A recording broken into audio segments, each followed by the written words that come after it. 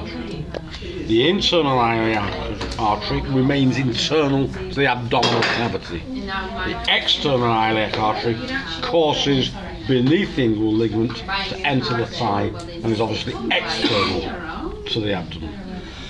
Picking up the branches of the internal iliac artery first, there are three chief ones. Here's the internal iliac artery. You can see it's only a small trunk before it actually divides. There are two gluteal arteries, a superior gluteal artery that you can see here passing behind the fifth spinal nerve, and behind this muscle here. Are the nerves that big? Are the nerves that big, or is that because they're sheathed? These nerves, are they that big, or is it because they've got sheathed or something? Bigger. Are they? I don't think these models do them justice. Oh, honestly? Alright. This is where it would be lovely if you could dissect and you'd be able to see it from the... I don't think we've got any volunteers. The inferior gluteal artery you can see passing in front of piriformis. They're both heading along with piriformis to the greater sciatic foramen and will emerge under the cover of gluteus maximus. So is that one that on the front? Sorry? Sorry, what did you say? This is one artery. Yeah, right. There's the other. So the superior gluteal artery will enter the thigh above piriformis, superior to it. The inferior gluteal artery inferior to it. So superior and inferior to that geographic landmark, piriformis. Oh, we'll still use this, I guess. The third branch then is relatively small compared to the others, and this is the obturator artery, and it's passing first of all along the superior pubic ramus, and then it's passing deep to obturator internus, and this is passing to the obturator canal, the obturator foramen. Here's the obturator foramen, plugged by a membrane, the obturator membrane, and at the upper quarter you can see there's a little hole, and the obturator artery, together with its companion nerve, passes through that into the medial aspect of the thigh. It will supply the adductor muscles right at the very, very top of the thigh. Its chief job, however, is to supply the hip joint. So it emerges through that little hole and piddles around the hip. So the obturator artery is the chief blood supply to the hip joint. The external iliac artery continues on the ridge of psoas major, passes through the femoral sheath beneath the inguinal ligament, and it lies at this point lateral to the vein. So is that there? You see here. Yeah. So it lies lateral to the vein and it passes through that hole there.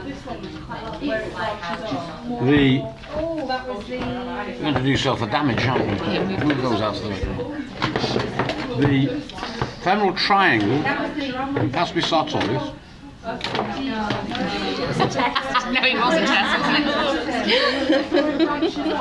it? Just put it briefly back in place. The femoral triangle is a triangular intermuscular interval. Its lateral border is the medial border of sartorius. Its medial border is the lateral border of adductor longus. The floor is formed by psoas and iliacus, pectineus and adductor brevis. It has no functional significance at all.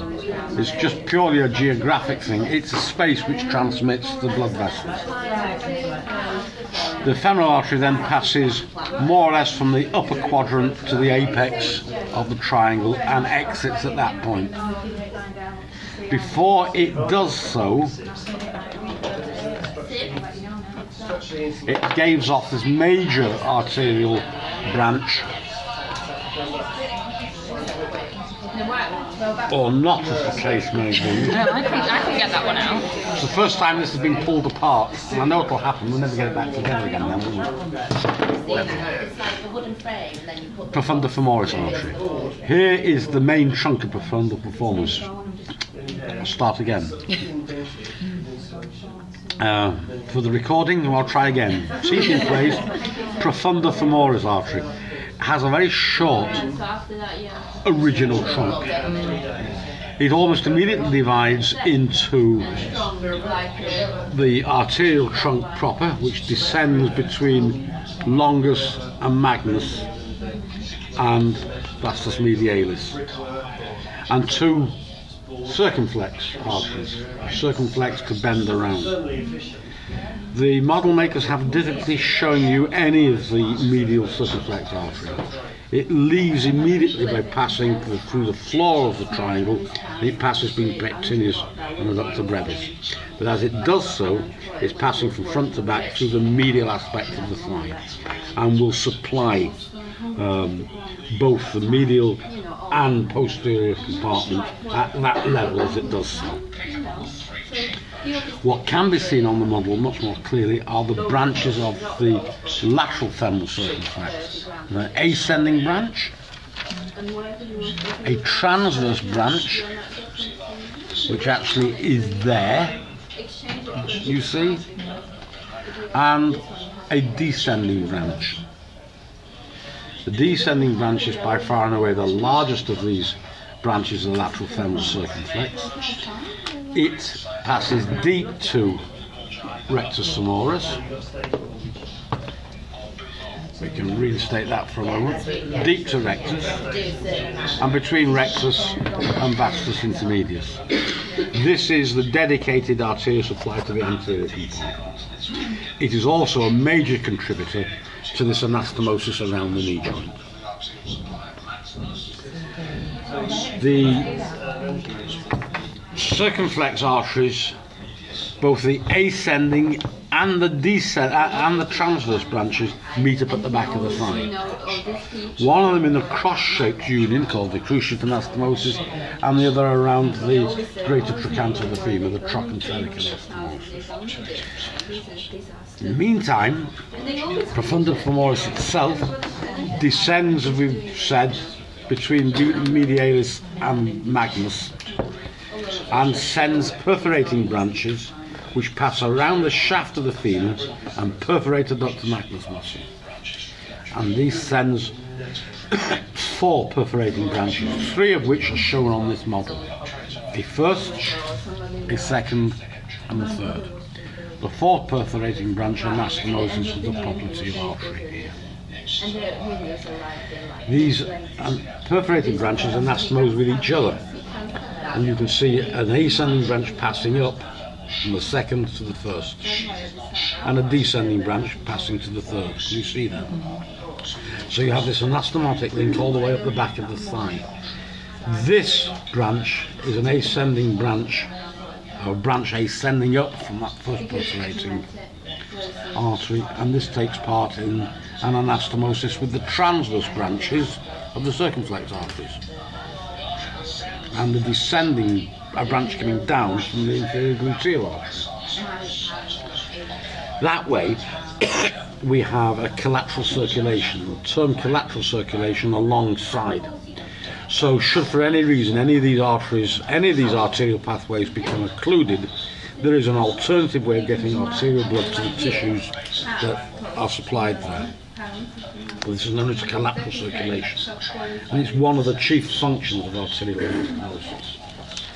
In actual fact, by having this anastomosis here between branches of the internal iliac and branches of the external iliac, you can see if one of these became occluded, there is still some way of getting blood around that limb.